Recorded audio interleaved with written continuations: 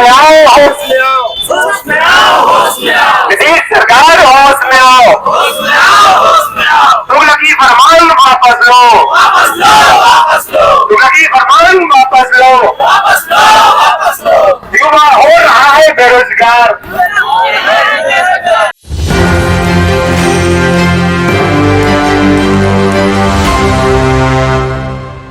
नमस्कार, मैं रमेश देख रहे हैं 1-24। देखिए मेरी मौजूदगी जो है गर्दनीबाग धरना स्थल पर। बता दें कि यहाँ पर जो है प्रखंड साधन सेवी संघ का आज जो है धरना प्रदर्शन चल रहा है। बता दें कि यहाँ पर सैकड़ों की संख्या में यहाँ पर जो है यहाँ पर जुटे हुए हैं।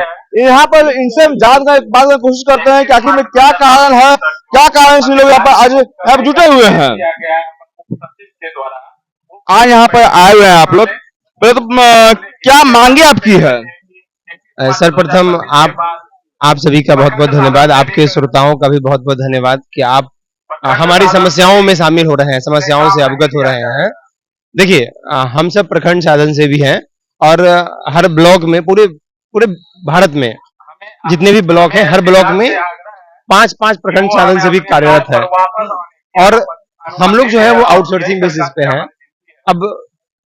अभी हमारी जो स्थिति है ना, 31 मार्च के बाद विभाग एसीएस महोदय ने वीसी के आलोक में कहा है कि इनकी सेवा नहीं ली जाएगी। और नहीं ले जाने का जो तर्क दिए हैं उन्होंने कि बजट का अभाव है हमारे द्वारा। उनका ऐसा कहना है कि जो डेटा हम लोगों ने दिया है भरकर वो सारा फर्जी है। तो समझने वाली बात यह है कि अगर हमने कोई डेटा भर के दिया है विद्यालय का, अगर हमने भर के दिया है और वो फर्जी है, तो फिर ब्लॉक के अधिकारी, जिला के अधिकारी कहाँ थे? ये तो एक सवाल है अपने ऊपर। और अचानक 1 साल के बाद उनको ये बात समझ में आया, ये भी समझने वाली बात है। हम 1 साल काम किए, इसका प्रमाण जो है, काम आप 1 साल किए हैं, तो अब क्या कर हटाया गया आप लोग को? कुछ नहीं। भीसी में सब जिला शिक्षा पदाधिकारी महोदय को आदेश दिया गया कि हटा दीजिए। हम नहीं, उन स्टेट ने कोई पत्र निकाला है।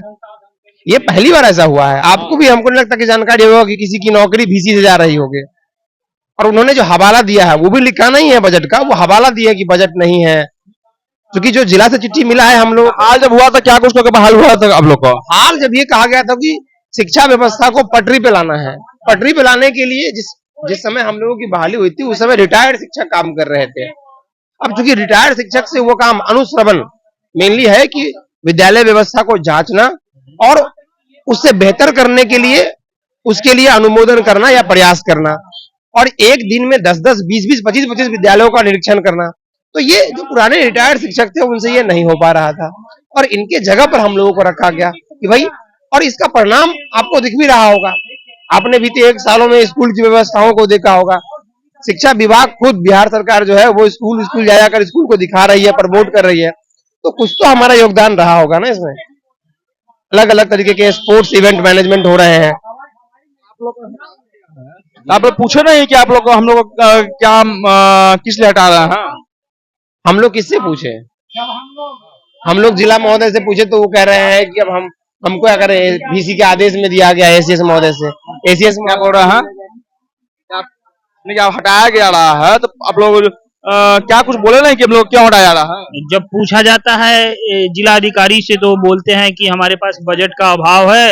जो भी एसीएस सर वीसी में बोले हैं, जो भी जिला अधिकारी रखेगा बीआरपी को तो उसको अपने सैलरी से बजट देना होगा। इसी कारण बजट नहीं है, इसीलिए हम बीआरपी को नहीं रखेंगे। हाँ। तो बहाल करने से तो क्या बोला गया था? बहाल करने के समय तो उस समय बोला गया था जी आपकी नौकरी कम से कम 5 साल रहेगी, 5 साल के लिए आप काम कर सकते हैं यहाँ। कितना दिन आपको नौकरी हुआ? हमारा तो लगभग 16 महीने हो जाएगा, पूरा 31 मार्च तक। हाँ। और कुछ लोगों का 1 साल ही हुआ है, कुछ लोगों का 8 महीने ही हुआ है। हाँ। अलग अलग कंपनी से सब अलग अलग दिन में वहां पर ज्वाइन किए थे। कुल कितने की संख्या आप लोग की है? हम लोगों की कुल संख्या आउटसोर्सिंग से जो सिर्फ बीआरपी है वो 1611 अप्रोक्स हम लोगों की संख्या है। ऐसे पूरे बिहार में 534 ब्लॉक में 5-5 बीआरपी काम कर रहे हैं, जिसमें रिटायर्ड शिक्षक भी हैं, कुछ उनको भी कुछ ब्लॉक कुछ जिला हटा रही है, कुछ जिला अभी तक लेटर नहीं दिए हैं और कुछ जिला लेटर देने की प्रक्रिया में है। सरकार से क्या कुछ मांग करते हैं आप? सरकार से ही मांग करते हैं कि हम लोग को शिक्षा विभाग के अंदर लिया जाए, आउटसोर्सिंग से मुक्त किया जाए। हम लोग का मुख्य मांग यही है। अगर हम लोग का मुख्य मांग पूरी नहीं करते तो इस बार हम लोग सरकार के विरुद्ध वोट का हम लोग बहिष्कार करेंगे। वोट का बहिष्कार कीजिएगा? बिल्कुल करेंगे वोट का बहिष्कार। हाँ, नीतीश कुमार का मतलब है कि हम लोग रोजगार देंगे। हम लोग एक तरफ कहा था रोजगार में बैनर भी लगा, रोजगार में नीतीश कुमार, यही है नीतीश कुमार का मतलब, रोजगार देना छीन लेना। इनका उल्टा नीति है, उल्टा नीति से चलते हैं। बस सभी युवाओं का प्यार से बहला के एकदम रोजगार देना है, बाद में वही लात मार के निकाल देना है। इन लोग का यही अति है। हम लोग से 5 साल के लिए वोट ले लेते हैं, उसके बाद हम लोग को बर्बाद करने के मिले रहते हैं। क्या कहिएगा? हम लोग बाहर से छोड़ के नौकरी यहाँ ज्वाइन के, घर के बगल में हम लोग नौकरी रहेगा, हम लोग के लिए बढ़िया रहेगा, माँ बाप का सेवा कर पाएंगे। लेकिन सरकार वही कर रही है दुर्नीति कि आप करिए 1 महीना फिर आपको भगा देते। इसीलिए तो बिहार में पलायन होता है। जब रोजगार यहाँ मिलती है और कुछ वर्ष बाद हम लोग को लात मार के भगा दिया जाएगा तो हम लोग कैसे करेंगे? कैसे यहाँ रोजगार बढ़ेगी और कैसे सरकार हम लोग को बोलती है यहाँ को रोजगार मिलेगी? हम लोग से रोजगार छीना जा रहा है। माध्यम से सरकार से क्या कुछ मांग करिएगा? फिलहाल तो हम लोग यही माध्यम से सरकार से आग्रह करते हैं कि ACS जी जो फरमान निकाले हम लोग के विरुद्ध, उसको तत्काल से प्रभाव से उसको तत्कालीन खत्म कर दिया जाए और हम लोग जो काम कर रहे थे उसको हमेशा के लिए करने दिया जाए और हम लोग को कार्य मुक्त किया जाए आउटसोर्सिंग से। क्योंकि देखिए यहाँ पर वेतन भी बहुत बड़ा इशू है। हम लोग अनुश्रवण करते थे, फील्ड में घूमते थे और बहुत जगह बहुत तरह का काम करते थे।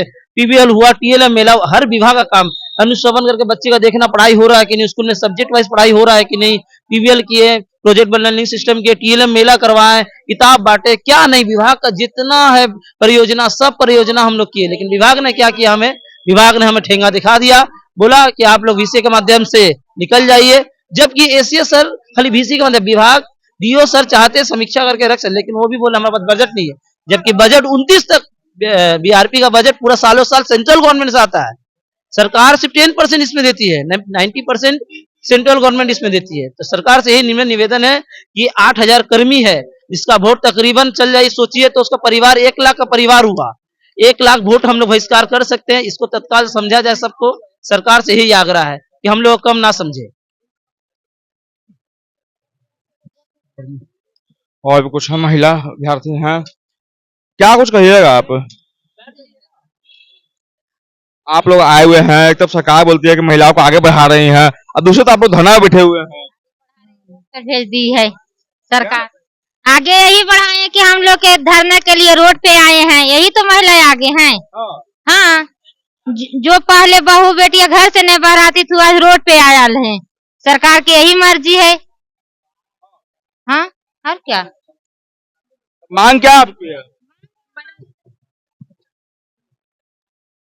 सबसे पहले हम ये कहना चाहते हैं कि सरकार कहती है कि हम लोग को सरकार हम लोग को कहती है कि एक तरफ रोजगार दे रहा है और एक तरफ बेरोजगार कर रहा है, ठीक है। और यहाँ तक किया जा रहा है कि हम महिला को सम्मानित किया जा रहा है। तो क्या आप लोग देख सकते हैं क्या यही महिला का सम्मानित हो रहा है? हम लोग के साथ एक तरफ से शोषण किया जा रहा है, ठीक है। सरकार हम लोग को शोषण कर रही है, हम यही कहेंगे।